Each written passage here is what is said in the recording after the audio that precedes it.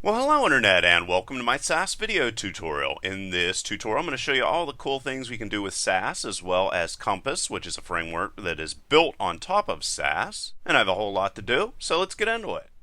So you may ask yourself, why would we ever want to use Sass? Well, it's basically going to allow us to write more maintainable code faster. Now with CSS, you're normally going to be targeting individual elements and then styling those elements. And the problem with that is if you use the same properties for multiple elements, you're going to have to type those properties in over and over and over again. Well, Sass is going to provide us with variables and functions and a whole bunch of other things that are instead going to allow us to reuse those properties that we're defining. So for example, if we would just deal with color, what we would have here is, let's say we have E, F, D, E, C, D, and this is very ugly. What Sass is going to allow us to do instead is to define a variable called almond, which represents this color, and then we would just type in this guy right here. And what that's going to allow us to do is then anytime we want to define our color, we could instead just type in almond, which is very, very useful. And this is how easy it is to define variables inside of Sass, and you're going to see much more of this as the tutorial continues. Another thing that's really cool is we're going to be able to define a property once with a logical name, like you saw there with almond, and then reuse it over and over and over again. And what's also awesome about that is we're going to be able to define that logical name once and then use it document wide. And it's also going to be very easy to change because it's going to be located in one place. Another thing that's great about Sass is Compass, which, like I said before, is a framework that's built on Sass. And it's going to allow us to automatically generate properties, create cross-browser CSS, and a whole bunch of other different things, as you'll see. For example, if you wanted to define a Y translation as well as a scale on one of your objects or elements in CSS, you would have to type all of this out. Instead, with Sass and Compass, we could instead just go include and then transform, and then translate Y 50% and scale by 1/2. Throw that guy inside of there, and Compass is going to automatically generate all this stuff for you so that it'll work cross-browser. However, you can see that this is much more neat and tidy. Another thing that's really cool about Sass is we're going to be able to use nesting rules for different states. So instead of typing out this and dividing everything up, we're instead going to be able to come in here and go horizontal nav, and then go for our link, define our color for the static link, and then inside of here put an and, colon, and hover, and define our color change whenever our link is hovered over. And we could throw almond in there as well. Well, since it's a variable, however, we're going to type in almond just like that. So that's another neat thing that we're going to be able to use to organize our code. And Sass is also going to be able to automatically for us compress all our code so our pages load quicker. It's also going to make it easy to optimize for many different screen sizes. And in this tutorial, I'm going to focus in on the extension SCSS version of Sass. So why don't we jump over and show you exactly how we're going to install this. Now Sass is going to be used with Rails, so that's the reason why it's in my Rails tutorial if you're wondering why it's inside of there. And that's going to mean that you're going to need to have Rails automatically installed inside of here for all this stuff to work. And in the description I'll have a link to my tutorial on exactly how to install Rails. It's very, very easy. There's a website that basically walks you through the whole entire process. Now after you have all that set up, let's make sure that we have the proper versions of Rails and Ruby installed on our system. And this is what you're going to type into your computer or on your terminal. It doesn't matter if you are on Windows or if you are on OS X or Linux or whatever. And then I'm going to go gem update no dash our doc. And this is going to update all of our gems just to make sure that we have everything all exactly the same. And then we can type in Ruby dash V, and you're going to see that we have Ruby 2.2, which is great, and Rails dash V, and we have Rails set up as well. Now what you're going to want to do is install Compass, and Compass requires Sass, so it's going to automatically install it. And you're going to go gem install Compass. You might have to type sudo inside of there. You can see, there it goes, got it, and everything is all installed. Now we'll be able to go Sass-V, and we see that we have Sass installed, and Compass-V, and we see that we have Compass installed. Alright, now that we have everything installed, exactly how hard is it going to be for us to create a project? Well, we're just going to type in Compass, create, and then I'm going to call this test1, whatever you want to call yours. And there you go, and it's going to automatically gen everything for you. I'm I'm going to type in, well, let's clear this, ls, and there's test1. We're going to change our directory to test1. And you can see everything here is installed. If I want to open up all this in Sublime, I'm just going to type in subl and a dot, and there it's going to go, and it's going to open up everything that I need. Now let's go through here and actually take a look at what we got. So the first thing we got here is Config.rb. It's very important. Let's open it up and go through exactly what we have here. This basically has all of our configuration defaults, plugins, how CSS should be generated, and to what directory. Here you can see all of the different directories we're going to be storing all our stuff in. So we have our CSS directory, our Sass directory, our images directory, and our JavaScript directory. This HTTP path right here could either be a / for you, or it could have 2 dots preceding it. Mine actually has 2 dots, so you can experiment with that a little bit. Down here you can see our output style, and we have a couple different options here. Nested is going to use indents when defining nested styles. We already took a look at nesting. Compact is going to put all of your CSS code on a single line instead of using a different line for each one of the properties when they're defined. And compressed is what we're going to use when we're ready to go live, and this is going to remove comments as well as white space. I accidentally skipped this guy up here where we have our plugins. If you're going to want to use a plugin, you're just going to type in require and then whatever your plugin name is. Like for example, Sussy is a plugin, which I'll probably cover in the next tutorial if you'd like to see that, which is allowing us to use grid systems inside of here, which is very useful as well. This guy down here, if uncommented, is going to allow you to use a helper function to point to your images folder, which we define right here, and I'll get more into that in a little bit. This guy down here, if active, will display comments that are going to point to the Sass source for your CSS. And that is basically everything you need to know about the config.rb file. Now there's other ways to come in here and create projects. We could also come in here and be very, very specific, and we could go compass, create, and if you wanted to define your Sass directory, like say Sass like this, and then you wanted to give specific names is basically what it is, and this would be CSS, and then your JavaScript directory. This would only be used if you didn't want to use the default. It's JavaScripts, dir, and let's just say we wanted that to be JS. And then to stay here on one line, if you also wanted to define your images directory, you could do it just like that. And that's all you need to type in and hit enter, and Compass would go in and create your projects with your very specific folder names. But for this one, I'm just going to stick with what we have right here. Might as well go in here, and this is basically where everything's going to work. Here are going to be all your Sass files, see, SCSS, and this is where you're going to be putting those in. And here is going to be the style sheets that are going to be automatically generated for you based off of the code you write up here. So like we saw before, whenever we wanted to generate cross-browser CSS, and we wanted Compass to do that for us, well, we would define what we would have up here in very simple formats, and then Compass would generate the complex cross-browser code down here. Okay, so now what I'm going to do is create a bunch of partial files that are going to allow us to split up our CSS, and what's really cool about Sass is it's going to allow us to split it up while at the same time not require multiple HTTP requests for each part. So we're just going to go into this guy and then go into Sass, and we're going to create a new folder,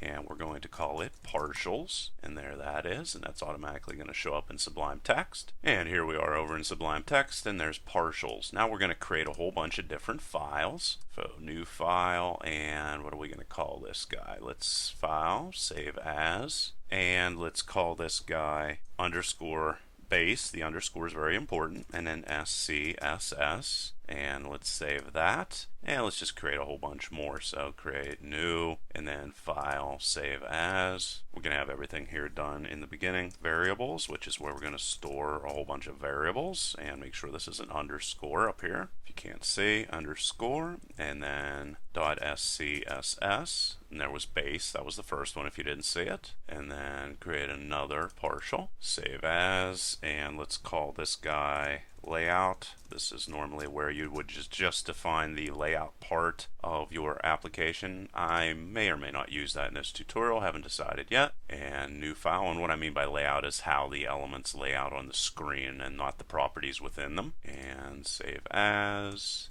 And this guy is going to be Mixins, which are really cool, and you're going to see those here in a second. And then one more partial, new file, and file, save as. And this guy is going to be called Normalize.scss, and save that. And here we are. So let's go over into base. First, I want to cover something. Sass comments. If you want to make a single line comment, this is how you make a single line comment. And just know that this may not be rendered after this is turned from an SCSS file into a CSS file. And then you have multi-line comments, and they would end with a star and a closing bracket, and we normally put them like this. And these guys will definitely show whenever everything is compiled into a CSS file. However, it may not show where you want. If you want to guarantee that it's going to show and it's going to show exactly where you place it, you will use what are called loud comments, and they come out exactly like this. Just put an exclamation mark and there you go, and you can be positive that those will show up. Now what I want to do is define the normalize part of my application, and this is the guy that I'm using. I'll put a link in the description as well. There's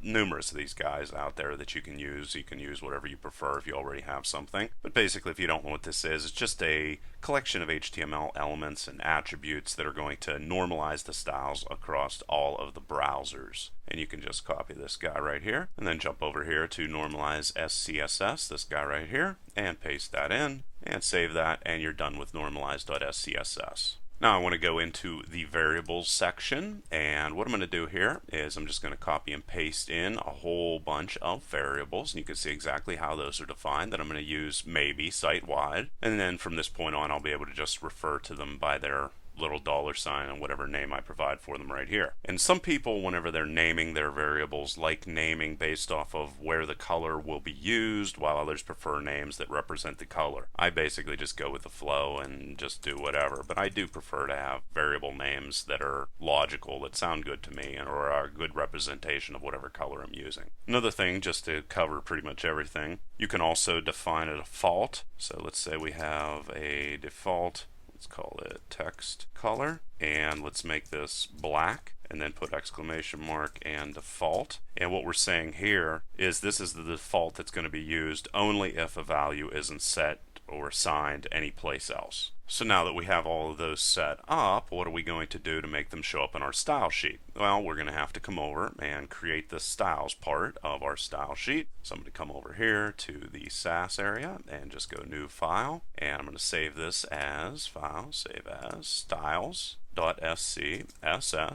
and save that, and I saved it in the Sass directory. And I forgot something. Over here in our terminal, what we want to do is, first off, let's make sure we're in the right directory. We are. If we want Compass to automatically update or create our CSS files every time that we change any of the files in our project in general, what we're going to do is type in Compass and watch and enter. And it's going to go in there and automatically generate all of the files for us and all of the changes that we make. You can say that it's going to compile those files, and if we jump over here, you can now see there, if we click on styles.css, it is there as well as being up here. Alright, so now that we have that inside of there, how are we going to import Compass, for example? We're going to say import and then Compass. Got that installed, and also we're going to want to import our variables. So import, and this is in partials and variables, and then we're going to import more of these, but let's also import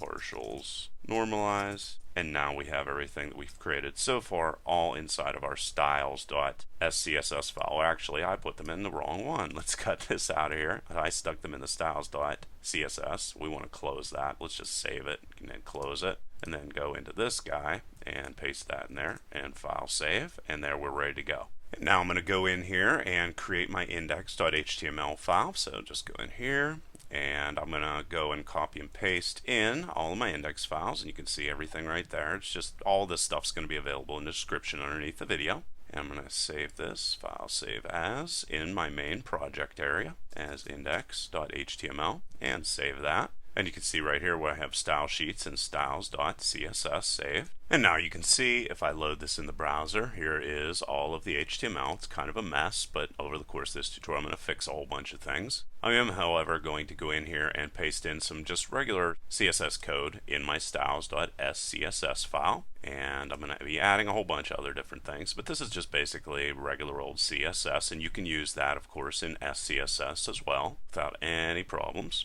And let's save that and reload it and see how things have changed. And there you go. You can see that some things are looking good and some things are a little bit of a mess. I'm going to jump back over into my project and I'm going to go new folder, and this is going to be called images. And remember, I didn't automatically generate these, but I showed you how that you could, and I might as well just come in here and put JavaScripts as well. JavaScripts. And of course we want to make sure those are the same as our config file. But before we do, let's jump into images and paste in some images that I have here for my website. And there's the Config.rb file, and yes, it's called JavaScripts and images. And this is called images and JavaScript, so everything's looking good. Okay, now that I pasted those images in, let's reload it, and it looks a little bit nicer, but we're going to fix some things up. Now I'm going to jump over into base.scss, and I'm going to define some defaults that I'm going to have site-wide that weren't covered by the Normalize part of my site. So I'm going to say something like body, and define the font family as well as Arial, Helvetica, and all these other different things inside of here. Another thing I want to do is I want to define the text color using what's called a mixin.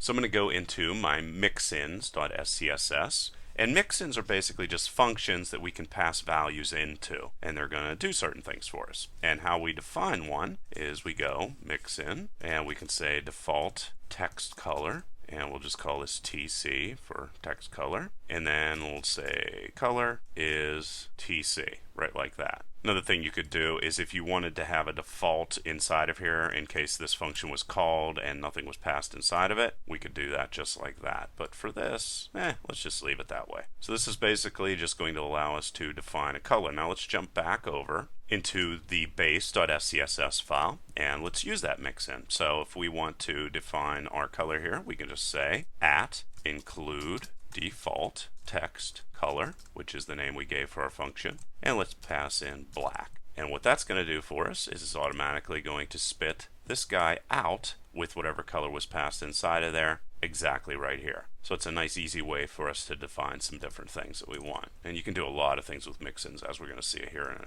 just a moment. Also would kind of want to come in here and want to put a wrapper. It's going to surround everything. Then let's come in here and fix some of these issues that we see here in our browser, in our website. And what's happening here is we're having a lot of overlapping issues. So what we want to do is we want to make sure that our rendered box elements include the padding and the borders and whatever else, and make sure that they fit within the width that we define inside of our website. And how we can do that is just go star, and here I'm just going to go WebKit, box, sizing, and go border, box. Like I said, it's just going to say if we define a width, include the padding and the borders and such with whatever width we define inside of it. You're going to see here in a second what this looks like. And box sizing, border box, and then finally box sizing, border box. Another thing I'd like to demonstrate here is nesting again, because it's pretty important with Sass. Just want to make sure that you understand it. Let's say that I specifically want to target all of my link tags inside of here. This is inside of an article element, all of this stuff inside of here. So we're going to say article,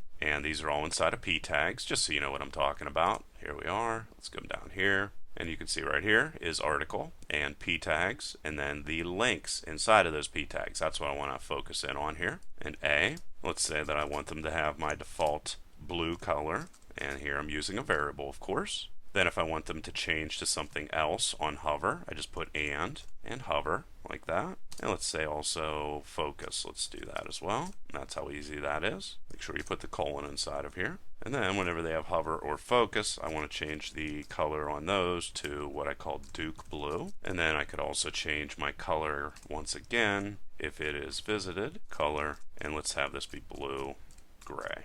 And file save that. Now what I want to do is use all of these styles that I have here over in my styles.scs file. So I'm going to have to come in and import those as well. And you're going to see that, for example, right here, how this doesn't line up and all kinds of other different things are going to be corrected here in a second. Say, oh, that's terrible. Let's fix that. And we already did. We just need to import the base. And we also need to import the mixin. So let's go partials, mixins. And then we want to do the same thing for base. So base. Then we're going to be doing a ton of things with Compass using CSS3 styles, and to use them you're going to have to import those. So we'll say compass.css3 and file save. You can see some things fixing up. Look, see, things started fixing themselves up. See, it doesn't get all wonky now whenever I do this, and the images size well and so forth and so on. that all comes from this guy right here, if you were wondering. So that's very, very useful if you ever have problems with your stuff not fitting well. There you go, that's a solution. So now let's jump back into styles.scss, and this is where we're going to spend the rest of the tutorial, and I'm basically just going to walk you through how to change a whole bunch of different things right here on the screen. Okay, so the very first thing I'm going to do is I'm going to be messing around with this navigation that's over here. So where is that guy? Here it is. It's called vertical navigation. Sidebar left, you can see right there. And what I'm going to be doing is focusing in on all of these link tags, and I'm going to change their color, and I'm also going to change their color based off of hover as well. So how do we do that? Back into styles, let's just go right down here to the bottom. So if I want to target that, of course, just left sidebar, and of course this is left sidebar links, this guy right here, and it's defined as a class. And that's good because I want to target a whole bunch of them. So sidebar links, and what do I want to do here? Well, the A, or the links inside of here, I want to go display block. Just going to make them like block elements. So then I want to change their color to main green. And let's say that I want to change their opacity, their default opacity, to 70%. However, whenever they are hovered over, I want to come in here and go hover and change their opacity in that situation to 100%. And let's save that and reload this, and you can see now there they are. See, the opacity is changing. So that's just another demonstration of nesting inside of here. Very important. That's the reason why I'm covering it a whole bunch of times. Let's say I also want to put a border underneath of each of these guys except for the last one. How exactly would I do that? Well, I would go left sidebar, and I normally break these up into more files. I'm just keeping it this way so that pretty much everything's here all in one place. So we can go border bottom, and let's make this 2 pixels solid, and let's use main green again. Close that off. And if I want to put that border everywhere except with the last child, well, I could just go like this and last child and say border none for that one and reload. And you can see everybody has a border underneath of it except for the last child, which is right there. Another thing that's neat to know is you can also nest CSS properties. So example, let's say I have just example element, just do this just to do it. I could come in here and say border and then top 1 pixel solid blue, and then do exactly the same thing for the other ones. And that will allow you to change those default properties as well. And we're not going to use that, just wanted to cover it because it came to mind. Another thing that's neat is we can extend existing properties. So let's say down here we have a riddle. It says a dad and his son were riding their bikes and crashed and blah blah blah blah blah. Whatever, it doesn't really matter. Let's say we want to target the riddle part of that down there. And here is the riddle. It's an ID. See, there it is right there. Jump back over here. What we're going to do here is define some things and then use it inside of another element. So we say 20 pixels padding and margin top 10 pixels. We can then say riddle answer, which is what follows underneath of it, and take everything or all the properties defined right here and put them down inside of here. And how we do that is go at extend and then riddle. And that's going to take all those properties and put them there just as if they were there all along. And then we could also go margin top 10 pixels. Actually, for this one, I wanted to make this a little different. Let's make this background color, and let's make this Alice blue, and reload it.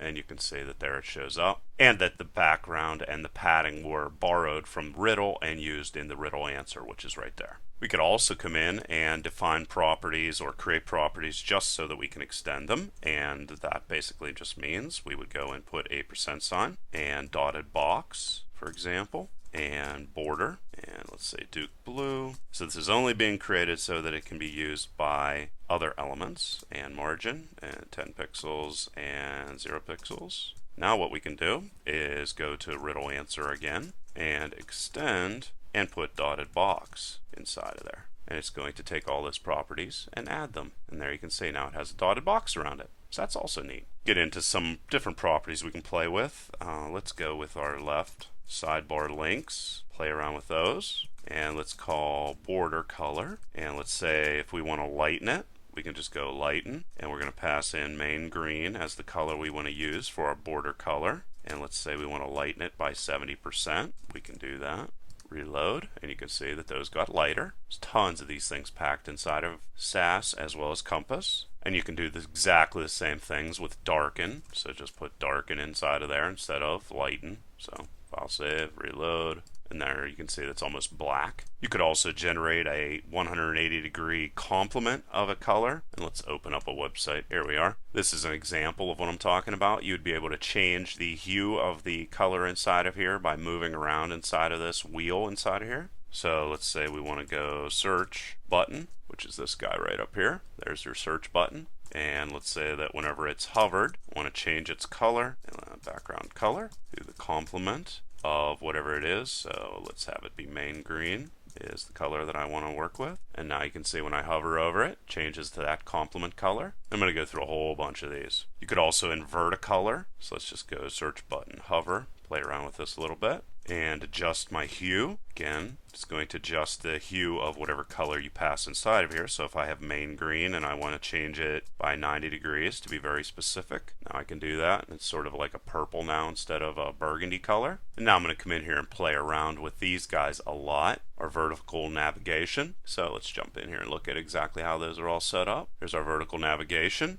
What I'm going to be doing is grabbing the children elements of this vert nav that we have right inside of here, and of course it's an unordered list, and I want to get list items, so I'm going to be targeting the child elements of these list items. And how we're going to target those is just go vert nav unordered list item, the list item I want to target, and child, and I want to get the first child. Background color, and let's say I want to use desaturate. Just going through each one of the different types of things you can do here. You can see on the right side of the screen how it's going to work. And desaturate 80% for the orange that I pass in. And you can see exactly how that looks. Now I'm basically just going to do the same thing using multiple different color change options that are available with Sass. So let's say that with the second element inside of that vertical navigation, I want to try saturating it. Saturate, just change it like that. And I can just leave it be 80 in orange and reload it. You can see how that changed. Somebody that's more of a color expert than I am might be able to do a little bit more, but I'm just going through and showing you all the different things that are available, and you can play with them on your own. You could also define transparencies for these guys by just going in and typing in fade out.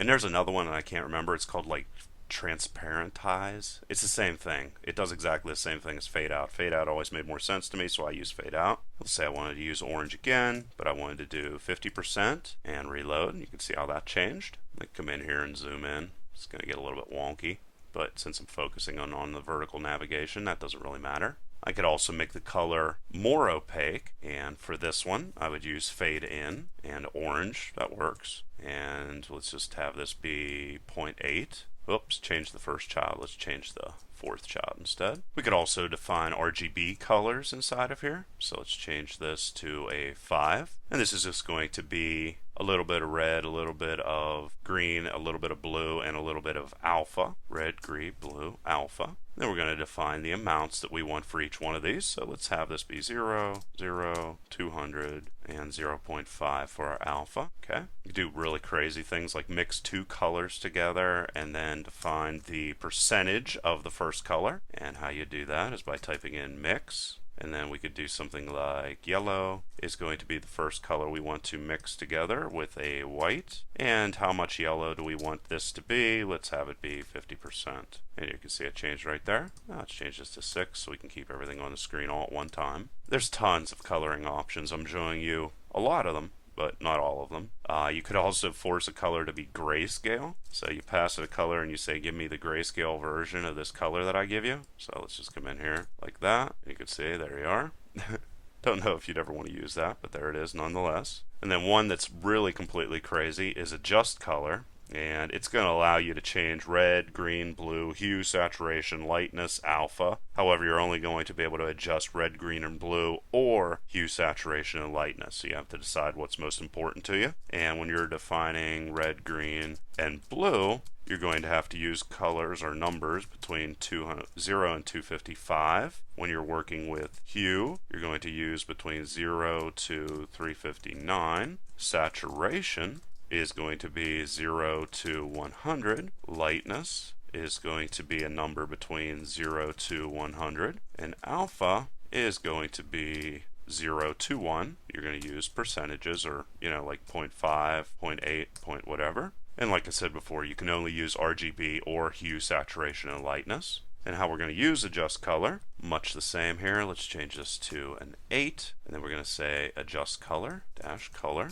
And then we're going to pass in, let's have this be main green again. And then let's define how much red we want. So how we'll do this is like that. And then how much green do we want? And let's say it's 40. And then how much blue we want. So we're going to use that base color and then adjust it based off of that. And there is our weird greenish color. And it's greenish because there's more green than there is anything else, and there's no red, and da da da da da. Change that to 9. And we can only do red, green, or blue, or hue, saturation, and lightness. So this time let's do hue, saturation, and lightness. Everything else is the same, it's still adjust color. And this is going to be main green again, or at least that's what I'm going to use. Main green. And if you want to adjust your hue, we're going to put 30 inside of there. And our saturation, just so you can see what those look like. Let's make this 40, just to have this be simple. Lightness, let's have that be 30. And then alpha, let's have it be 0.2. And there's that crazy blue. So there's a whole bunch of different things you can do here. You could also shade colors. Like I said, I'm covering pretty much every color type of thing you can play with here. Let's throw another one in there. And let's change this to 10. Still have a couple more children to play with. You could say that you want a shade of whatever color you put inside here. I'm going to use yellow. And again, all these different guys are coming from my variables that I defined early on. So let's go in here and say I want a shade of yellow. And I need to tell it what percent of black I want combined with this. So let's say 50% and reload. You can see it's very sickly looking yellow. And likewise, there's also a tint, which is going to allow you to define how much white you want to be adding into it. So let's just go tint, let it be, let's change this to yellow again, just so you can see the difference between them. So I'll say yellow. And how much white? Let's say 50%. Oh, make sure you spell it tint and not tent. And now there you can see it's a little bit prettier. Alright, so that's basically all the different color things you have available for you inside of Sass. Now let's go in here and take a look at some other built-in mix-ins that come with Compass. So let's go down here to, well, let's shrink this down a little bit. Alright, so let's come down here and round the corners on this guy down here. And like I said, whenever you use the mix-ins that come with Compass, it's going to automatically generate all the cross-browser stuff for you. So let's change the riddle answer, and I want to use the compass version so that it will automatically generate all the good stuff. So border radius, and here you're going to use, I'm going to use 5 pixels. Make sure you put it inside of those brackets like that. And let's say I also want to add a box shadow for this. And here we just go include box shadow, and I'm going to define my horizontal offset, make that 5 pixels, my vertical offset 5 pixels, how much I want it to blur, let's say 5 pixels, my spread 2 pixels, and what color do I want it to be? I want it to be gray, and make sure that semicolon's there, and reload it. And there you can see. Now the corner edges are rounded, and it also has box shadow. And also, you're going to see the CSS that was automatically generated. So let's go into Style Sheets and Styles. And you can see how all the commenting works and all that stuff. And let's scroll way down here to the bottom. And you're going to see that it automatically went in and generated all the cross-browser stuff for us. So that's why it's really cool. It's just, oh, it's very, very cool. Now let's go in here and take a look at how we can add a text shadow to this guy right up here. Well, that guy is called main title. So I'm going to go main title like this. Open that up. And again, I want to use a built-in mix-in that comes with Compass, text shadow. And let's say that I want to use an RGBA color here. And let's just put blue inside of here and my percentage. And then how much of an offset do I want horizontally? How much of an offset do I want vertically? And how much blur do I want? Right, like this, and reload it, and you can see there's a shadow there, or at least I hope you can see that. Play around with these things, they're really cool. It just opens up a whole plethora of different things you can do. We could also create a gradient. So let's say I wanted to turn this boring bar into a gradient up here. And in my CSS3 tutorial, I have a whole bunch of gradient type stuff. And let's also say that I want to create this just so that I can use it here and down here. How exactly do I create a set of properties just to use them somewhere else? %, that's it. And let's say that I want to call this main green gradient. And then I want to include, put background, image, and I'm going to say that I want a linear gradient, and I need to define where it's going to come from. Well, I can either put left, right, top, or bottom, or left top, bottom left, bottom right, depending upon where I want that to come in from. I'm just going to keep it simple, have it be left. And I'm going to say that the start color that I want to use is my main green, and I want it to take up 80% of the screen, and then I want white to take up the rest of the screen. Okay, so I have that defined. I want to use it inside of other things. So let's say I want to use it in my footer. Just go footer, and then go at extend, means that I want to use this other style that's already been defined for me, and gradient. And you can see way down here the gradient that shows up inside of there. I made a little bit of an error. I put a comma right there. Don't do that. Leave that out. Alright, so that's how we style that. And I could do exactly the same thing for the horizontal nav bar that I have at the top of the screen, just by going in here and changing footer to horizontal nav. And this guy up here is going to change into a gradient now. And you can see that it did. And it went and created a whole bunch of other things in our regular old CSS files, which is really cool as well. Now these guys over here are bothering me, so let's say I want to target one of those and change the image inside of there. I'm also at the same time going to show you how Sass makes it very easy to grab images from your images folder no matter where they are, so you don't have to use real long names. So I want to target an image, and I want to target an image with this specific alt of programming frameworks. There you go. And if I want to change the content, I want to change the image that's inside of there, I go content image and image dash URL, and then whatever the name of it is inside of my images folder. So image.ping is what it is, semicolon,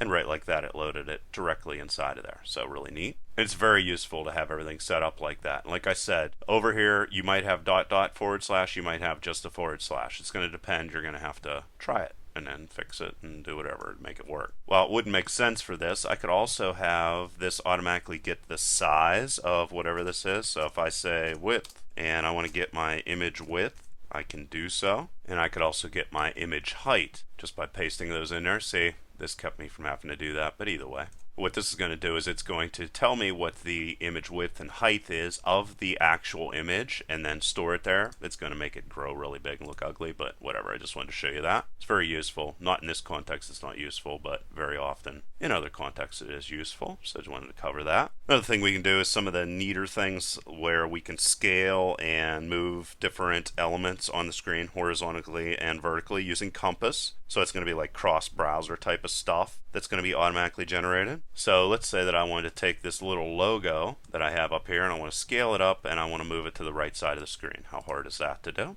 Well, I just go logo, target my logo, and then at include scale. And let's say I wanted to increase it twice its size horizontally and vertically. There you go. That's all it took to do that. And also I could come in and let's do a transform and let's move it in the X direction 700 pixels. Here we go, transform, translate, X 700 pixels, right like that.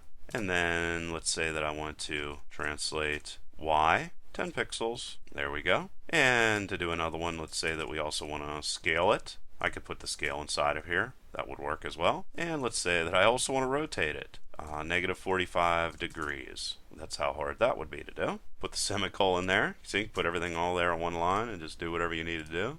And you can see it's over here and it's off the page, and but it is rotated and it's everything. So just pulling this stuff out of my head here for the large part and getting a little bit of goofy things, but either way, you get the gist of what's going on. There it is on the screen, it's on its side and it's rotated and all this other different things. Okay, so what else can we do? Well, we could use Compass to put a drop shadow on all of our text inside of, so let's say, this paragraph tag here, which in this situation is going to be the second child element inside of there. So once again, we got article, and I want a paragraph tag, and I want the I want to get the second child element. And if I want to put some text shadowing, I could go filter, drop shadow, and let's say I want to put a gray one, and let's do an offset horizontally 1 pixel, 1 pixel vertically, and there we go. Make sure this is child, not chow. Reload it, and there you can see there's a little bit of a drop shadow inside of there. Let's go and make this a little bit stronger.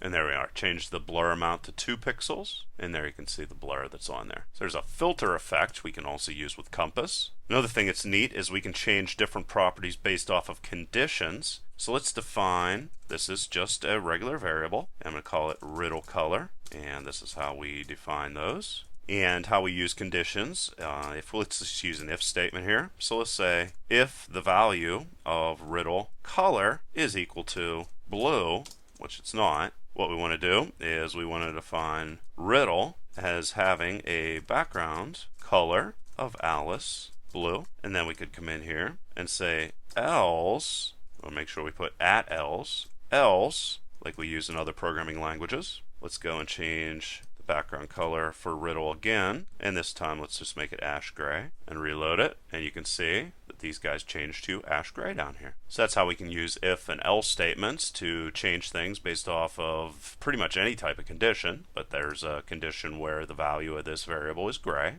and if we would change this to blue, let's just do it. There we are, reload it, and now it's blue. Okay, so it works either way. Another thing we can do is there's an option to use for loops inside of Sass. So let's go prct %yellow, and what we're going to do is we're going to color these guys down here in this navigation ever increasing values of yellow. So our starting off percentage of yellow is going to be 5%. You can use percent, you can use numbers, you can use anything. How we use a for loop is going at for I from, and then let's define what we want. So we have 14 of these guys, so we're going to say 1 through 14. That's how long our for loop is going to execute. And then if we want to change the color of this, we just go vert nav, which surrounds all those items in our left sidebar navigation. I'm talking about this guy right here, and ul and li, and we're going to be targeting list items. So we'll say 9th child, and then if we want to put a number inside of here, we have to put a number sign like that, and then these brackets, and then I. So it's going to sort through and it's going to cycle through each one of those. It's one of the coolest things.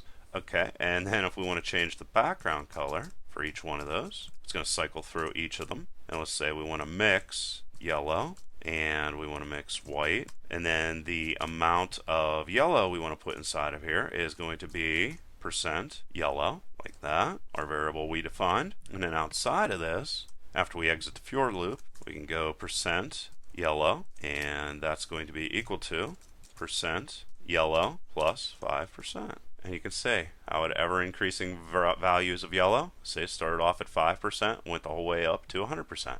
I like that. What else can we do? One other thing that's really cool is we can use Spriting with Compass, and basically what it's going to do is it's going to combine a whole bunch of images that we provide in a folder, and it's going to convert them into one image, which is going to limit our server requests. So to do that, inside of our images folder, you can see here I have icons, and here's all these icons. What it's going to do is it's going to take all these and it's going to create them all in one image, and it's going to automatically provide the proper background image definition and location for each of the elements in this sprite. So let's say, sounds like a lot of work. Let's go in and show you how easy it is. So first off, we need to import the ability to work with sprites. So we'll go import, and this should be at the top of the screen, but I just want to keep everything here at one place. So utilities and sprites like this. Then if we want to import all those images, we go import and we define whatever the folder name was, which it was icons. And then we go star dot, they're all ping files, and this only works for ping files as far as I know. And then we're going to say include